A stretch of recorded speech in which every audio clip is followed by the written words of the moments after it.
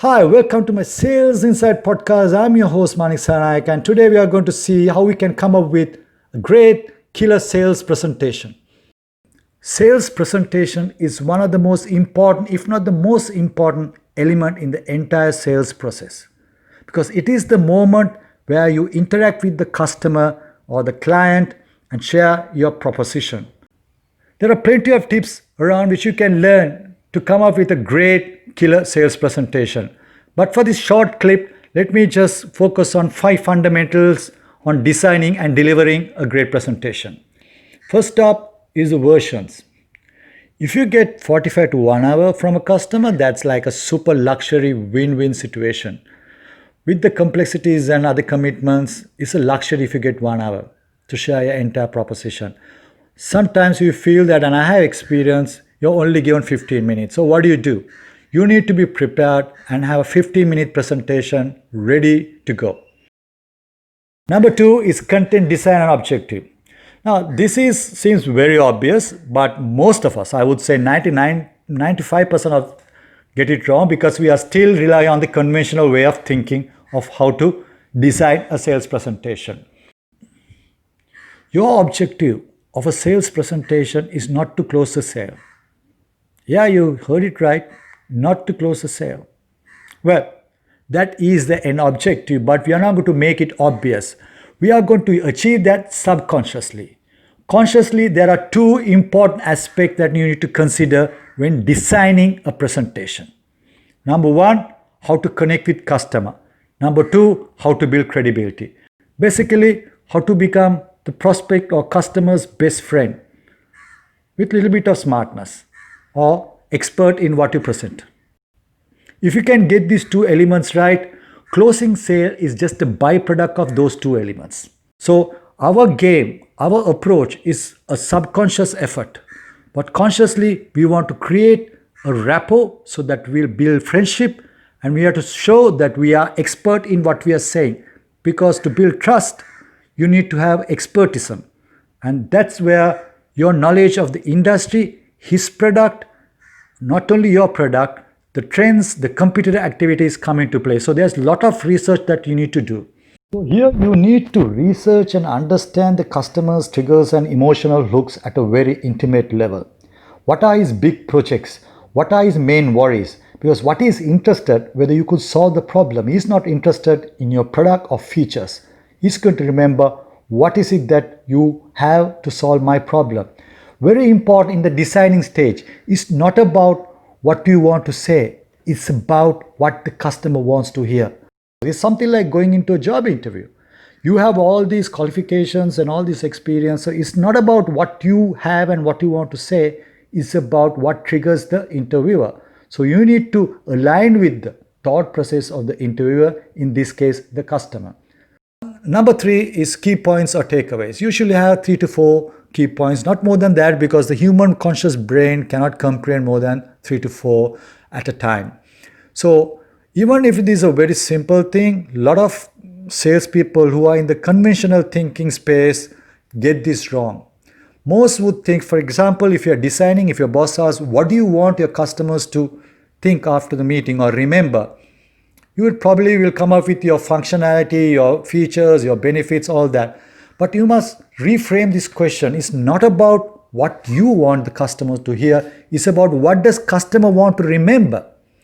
It's about whether can you solve my problem. So you have to link your presentation to align with those sentiments and triggers.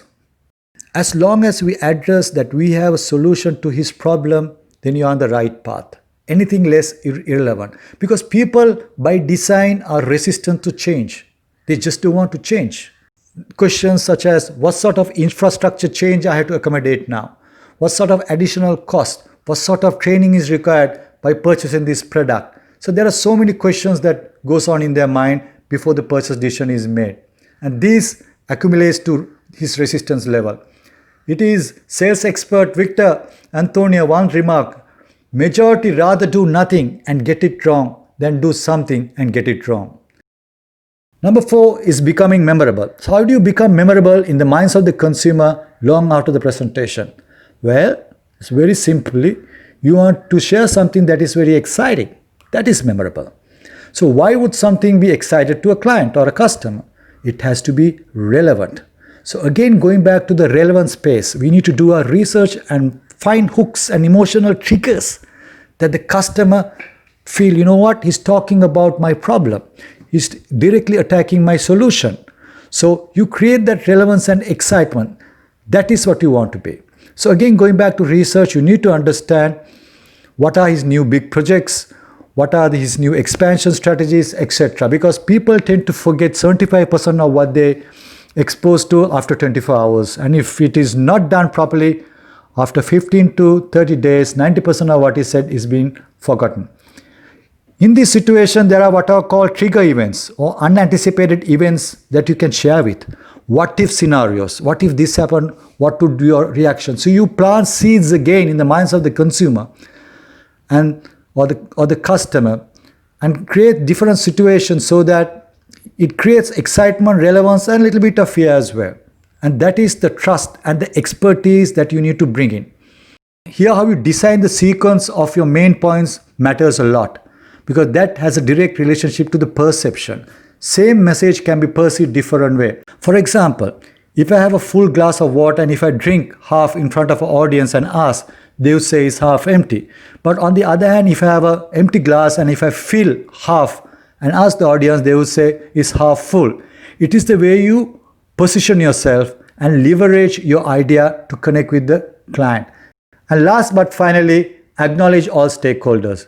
Usually in a B2B space, when you have high value items or high ticket items, there are 4 decision makers in any serious sales presentation meeting.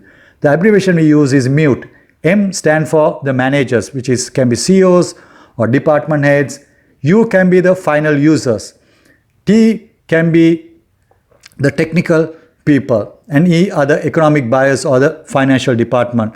So everyone will review from their point of view through their specialty. For example, the economic buyer, the financer will look at the ROI and the cost and investment cost, etc. And the user will look at the user application, how easy it is, whether it is complex. Same with the technical people in terms of spare parts, availability, all that. And of course, the final decision will be on the CEO or the head. But here you have to be very careful. You need to show respect to all of them, because sometimes the head might ask the technical person or the finance head to make the final decision.